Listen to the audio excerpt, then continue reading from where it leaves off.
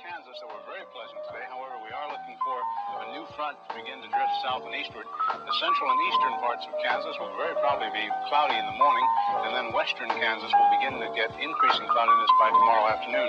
Today, however, very, very pleasant reading. 73 up in the Goodland area, 72 at Garden City, 70 reported by Dodge City and Liberal, 72 over by the good folks of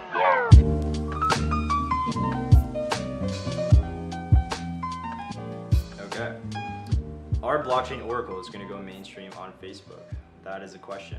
Well, NFTs have recently gone through a hype cycle with some artists such as Beeple selling their art for millions of dollars. It won't be long until mainstream influencers start to cash in as well. I can imagine Kim Kardashian will eventually want to sell exclusive images as NFTs to her 228 million Instagram followers. Unfortunately, the crypto infrastructure needed for her to easily do this doesn't really exist yet on Instagram. Instagram doesn't have an NFT marketplace that can gather price bids or connect to crypto wallets to actually carry out transactions. There's several infrastructure layers that will be needed for this vision to truly become a reality.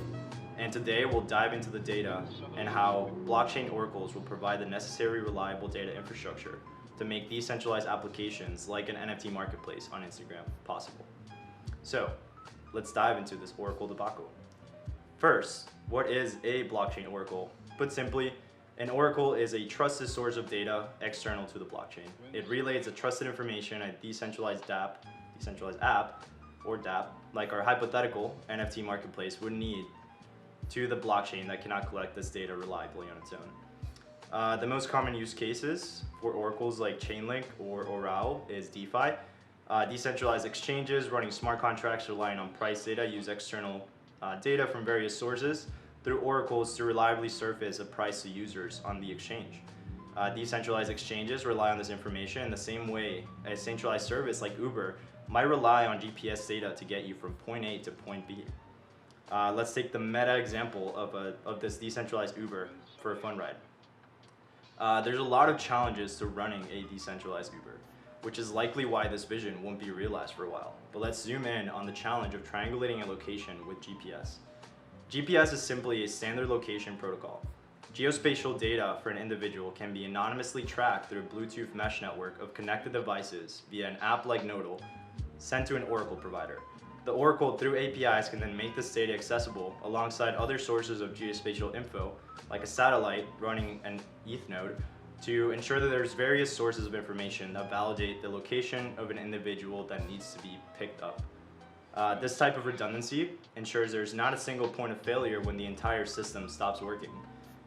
For example, if Uber servers of GPS data provider or DPS data provider stop working, it is likely their app will no longer be operational anymore.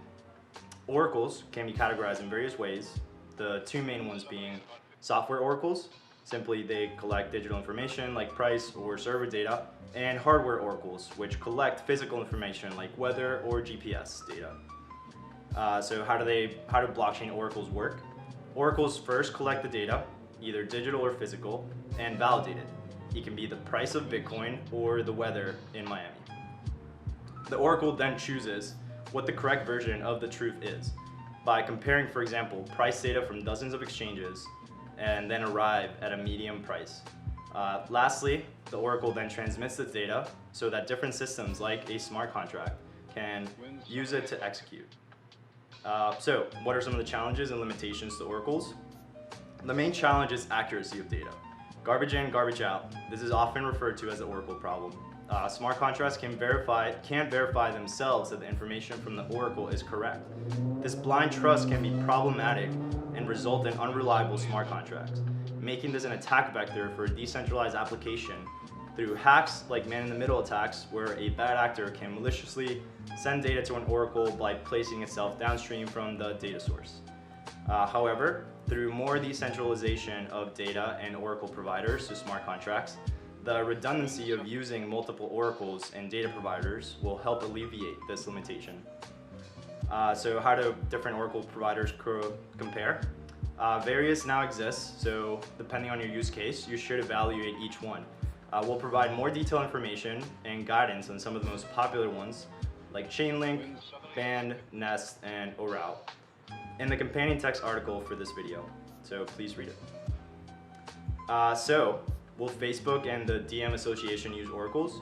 Although no official statements have been made, we believe it is inevitable they will integrate with various centralized and decentralized oracle providers to make sure smart contracts work properly on their permission network. For those looking to build decentralized apps for DM's blockchain, integrating with various oracle providers will be possible with our platform and operating system. We will also seek to form partnerships with oracles that are compliant with the DM blockchain to ensure an easy migration to their ecosystem. In summary, blockchain oracles are still early on in being adopted, but several use cases, such as DeFi, are now taking off. Just ask any Link Marine.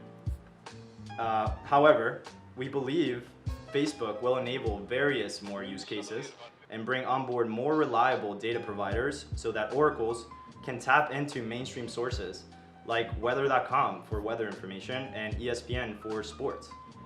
We believe this will be a tipping point for oracles to go mainstream. Thank you. Winds southerly